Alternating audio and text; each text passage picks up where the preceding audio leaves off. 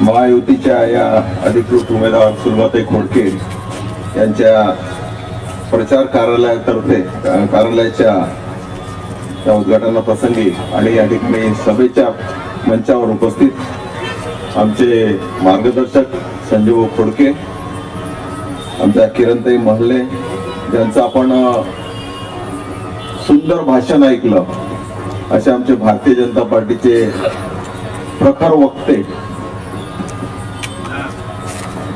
ज्यांचा बुलंद आवाज आहे असे जयंतजी दयानकर,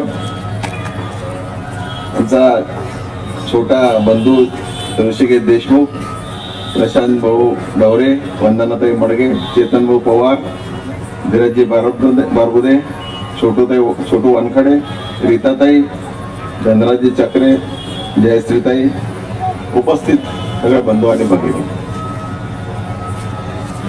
आज या ठिकाणी आपण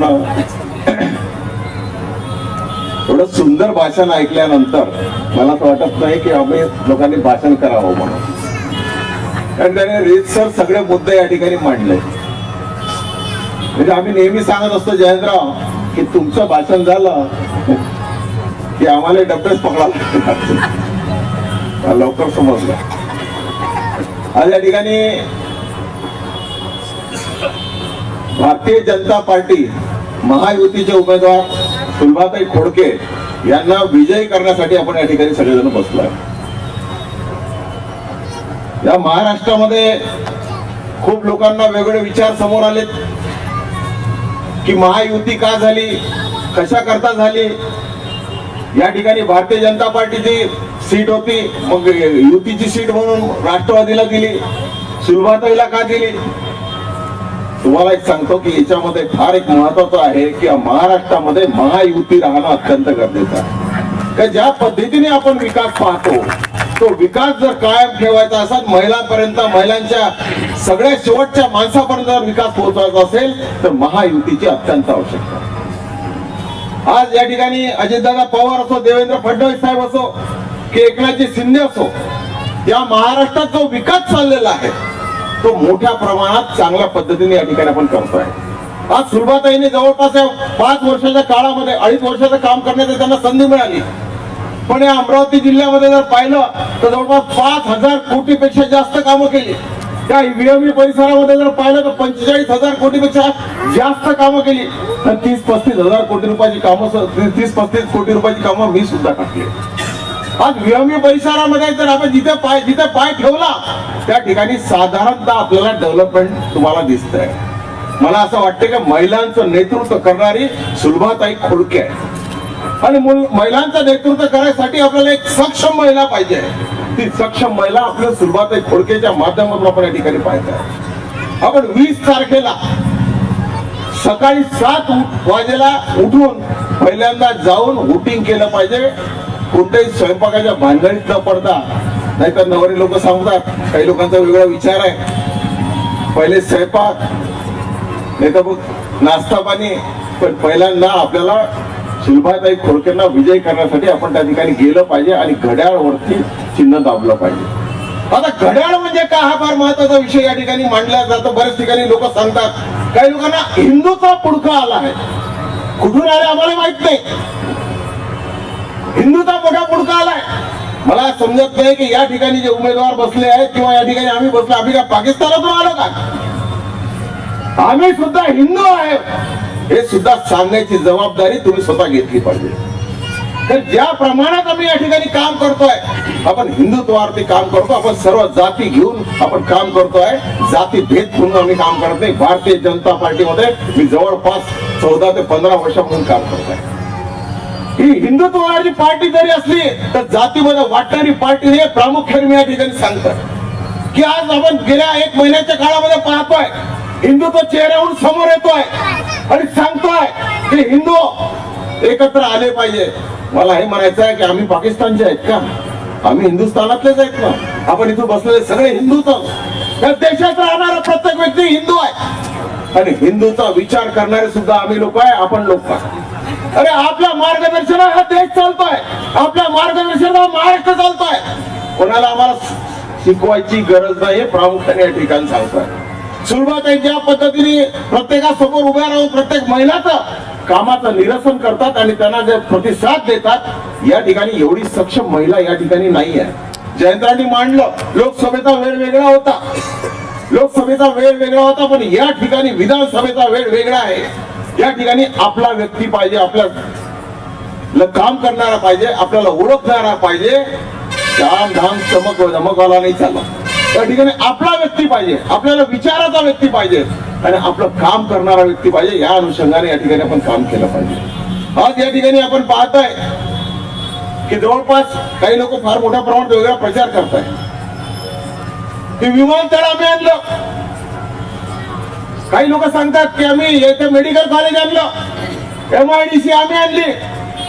आम्ही काय कंचे घडलो का इथं? अरे 14 ते 19 या काळामध्ये मी मंत्री म्हणून काम केलं.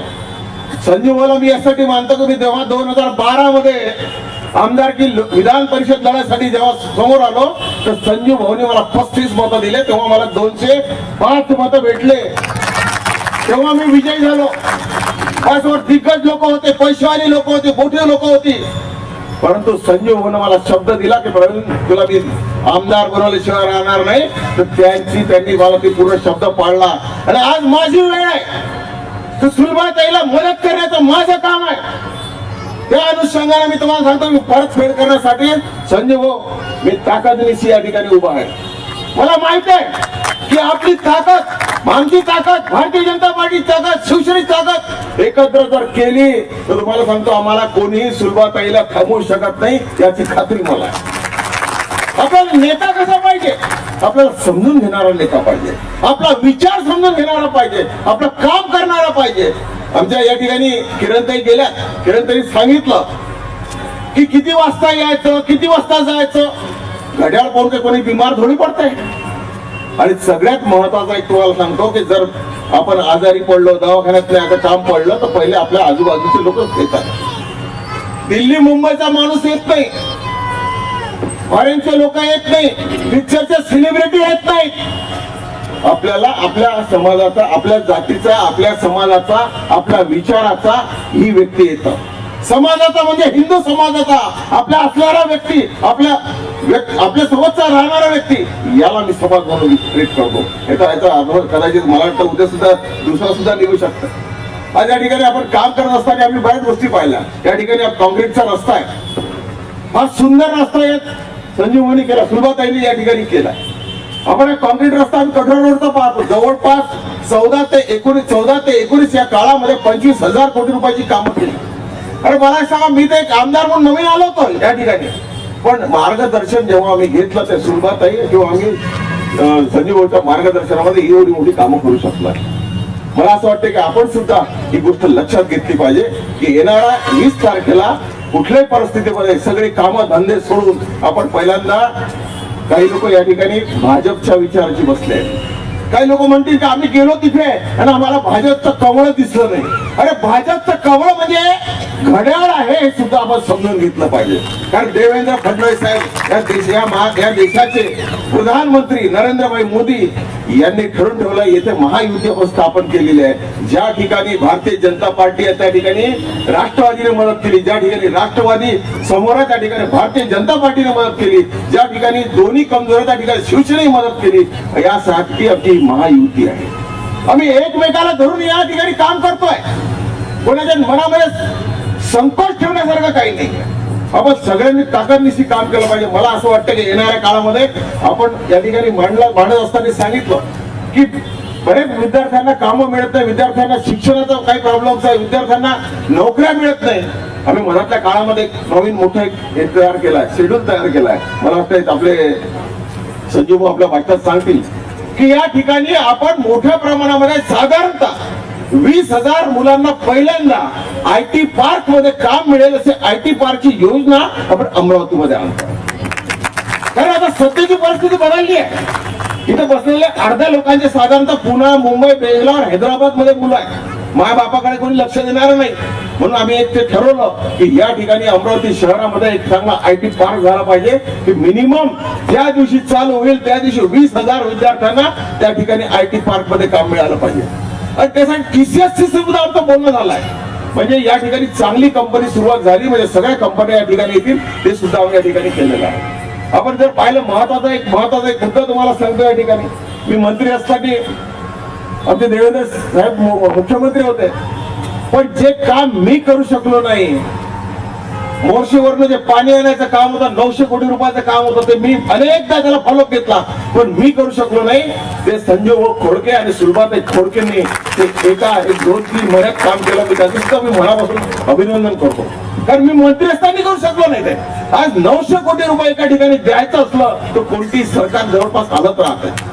100-200 कोटी कोणी देत असते, पण जेव्हा 900,000 कोटी रुपये द्यायचं काम पडलं तेव्हा मोठ्या प्रमाणामध्ये त्याला पैसे आणायची ती ताकद लागते. या ठिकाणी आपण पाहतो विमानतळाचा विषय मोठ्या प्रमाणात गाजतोय. विमानतळ कोणी आणलं? 128 कोटी रुपये मी त्या ठिकाणी दिले, त्याच्यानंतर विमान आता येणाऱ्या काळामध्ये उडणार आहे. काही लोक सांगतात ज्याचा त्याच्याशी संबंध आहे तो आपला संबंध जोडते, ज्याच्याशी दवाखान्यात संबंध नाही तोही जोडते. पण तुम्हाला सांगतो असं होत नाही. मला असं वाटतं की आपण येणाऱ्या काळामध्ये 20 तारखेला आपण घड्याळ्या चिन्हावरती सुलभाताई खोडकेंना 4 नंबरचं बटन दाबून त्यांना विजयी करायचं काम आपल्याला करायचं. आज सकाळी म्हणजे आज सकाळची जी सकाळी मला 12 वाजून 45 मिनिटांनी रात्री 12 वाजून 1 वाजून 45 मिनिटांनी आमच्या देवेंद्र फडणवीस साहेबांचा फोन आला. कारण मी साधारणतः जवळपास 14 दिवस घरी होतो. आम्हाला त्यांनी सांगितलं की आता तुम्ही बाहेर निघा आणि तुमची जबाबदारी आहे की सुलभाताईंना निवडून आणायची. भारतीय जनता पार्टीचे प्रत्येक कार्यकर्ते पदाधिकारी म्हणजे सगळ्यांनी यायचं बाहेर आणि सुलभाताईंना निवडून आणण्याची जबाबदारी ही तुमची आहे. कारण महायुतीचा मुख्यमंत्री झाला पाहिजे. महायुतीचा मुख्यमंत्री होत असताना हात वर करण्यासाठी अमरावतीमधून प्रॉपर विधानसभेमधून आपला व्यक्ती असला पाहिजे. तुम्ही सुलभाताईला निवडून आणा. यासाठी मला त्यांनी आज सकाळी त्यांनी फोन केला आणि सांगितलं. आणि या अनुषंगाने आपल्या सगळ्यांना विनंती करतो की आपण परत सांगतोय, वारंवार सांगतोय की त्या ठिकाणी गेल्यावर कदाचित काही लोकांना कमळाचा संभ्रम तयार होईल. काही लोक कमळाचा संभ्रम तयार करताय की मोठ्या प्रमाणात सांगताय हिंदुत्वाचा मुद्दा मांडतायत. पण तुम्हाला सांगतो खरं हिंदुत्व हे महायुतीमध्ये आहे. हे प्रामुख्याने सांगतो. येणाऱ्या 20 तारखेला आपण त्या ठिकाणी जावं आणि 20 कमळाचं बटन दाबून आपण सुलभाताई खोडके यांना विजयी करावा एवढंच मी तुम्हाला सांगतो. धन्यवाद. जय हिंद, जय महाराष्ट्र.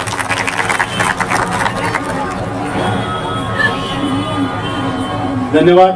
आपल्या सर्वांना ठाऊक आहे नुकतंच आदरणीय कोठे साहेबांच्या डोक्यावरचं पितृ छत्र हरवलं, तरी सुद्धा हे सर्व सोपस्कार पार पाडून आदरणीय कोठे साहेब या ताकदीनं या प्रचारामध्ये या ठिकाणी सहभागी झाले.